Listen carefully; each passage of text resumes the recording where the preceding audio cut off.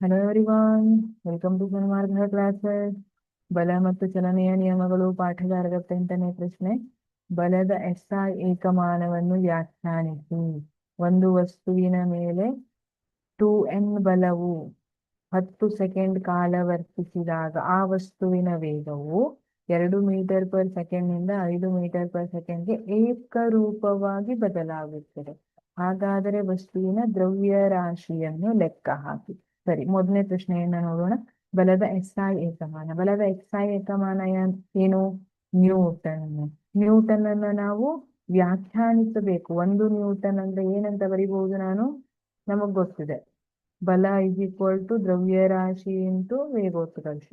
ಹಾಗಿದ್ರೆ ಇಲ್ಲಿ 1 ನ್ಯೂಟನ್ ಬಲ ಅಂದ್ರೆ ಯಾವಾಗ 1 kg ಕಾಯದ ಮೇಲೆ ವರ್ತಿಸಿದ ಬಲವು ಅದನ್ನು 1 ಮೀಟರ್ ಪರ್ ಸೆಕೆಂಡ್ ಸ್ಕ್ವೇರ್ ವೇಗೋತ್ಕರ್ಷಕ್ಕೆ ಒಳಪಡಿಸ್ತದೆ, ಆವಾಗ ವರ್ತಿಸಿದ ಬಲ 1 ನ್ಯೂಟನ್ ಅಂತ ಹೇಳಬಹುದು. ಇದು ವ್ಯಾಖ್ಯಾನ. ಒಂದು ವಸ್ತುವಿನ ಮೇಲೆ. ಆಮೇಲೆ ಪ್ರಾಬ್ಲಮ್ ಅನ್ನ ಕೊಟ್ಟಿದ್ದಾರೆ. ಒಂದು ವಸ್ತುವಿನ ಮೇಲೆ ಎಷ್ಟು ಕೊಟ್ಟಿದ್ದಾರೆ? ಬಲ 2 ನ್ಯೂಟನ್ ಬಲ 10 ಸೆಕೆಂಡ್ಗಳ ಕಾಲ ವರ್ತಿಸ್ತಾ ಇದೆ. ಒಂದು ವಸ್ತು ಇದೆ, ಅದರ ಮೇಲೆ 2 ನ್ಯೂಟನ್ ಬಲ 10 ಸೆಕೆಂಡ್ ಕಾಲ ವರ್ತಿಸ್ತಾ ಇದೆ. ಈಗ ಆ ವಸ್ತುವಿನ ವೇಗವು 2 ಮೀಟರ್ ಪರ್ ಸೆಕೆಂಡ್ ನಿಂದ ಅಂತ ಕೊಟ್ಟಿದ್ದಾರೆ. ಹಾಗಿದ್ರೆ ಆರಂಭಿಕ ವೇಗ ಏನಾಯ್ತು? U is equal to 2 meter per second ಅಂತ ಬರ್ಕೋಬಹುದು. 5 ಮೀಟರ್ ಪರ್ ಸೆಕೆಂಡ್ಗೆ ಏಕರೂಪವಾಗಿ ಬದಲಾಗುತ್ತೆ. ಅಂತಿಮ ವೇಗ ಎಷ್ಟು? 5 ಮೀಟರ್ ಪರ್ ಸೆಕೆಂಡ್. ಹಾಗಾದ್ರೆ ವಸ್ತುವಿನ ದ್ರವ್ಯರಾಶಿಯನ್ನು ಲೆಕ್ಕ ಹಾಕಿ. ಬಹಳ ಸುಲಭದ ಪ್ರಶ್ನೆ, ನೇರವಾಗಿದೆ. F is equal to M into A formula ನಮ್ಗೆ ಗೊತ್ತಿದೆ. ಬಟ್ ನಮ್ಗೆ ಇಲ್ಲಿ ಎಕ್ಸಲರೇಷನ್ ಕೊಟ್ಟಿಲ್ವಲ್ಲ ಮ್ಯಾಮ್ ಅಂತ ಅನ್ಕೋತಿದ್ದೀರಾ? ಸರಿ, ಎಂ ಇಂಟು ಎ ಅಂದ್ರೆ ಏನು? V minus u divided by t. ಈ ಫಾರ್ಮುಲಾ ಗೊತ್ತಿದೆ ನಮ್ಗೆ, ಹೌದಾ?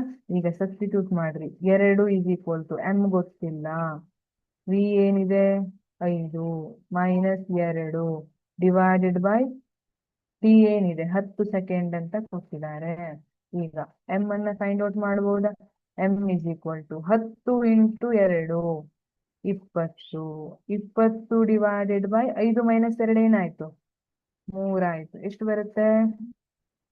3 6 18. ಹಾ, 6.67 kg ಬರುತ್ತಾ? ಹೌದಾ?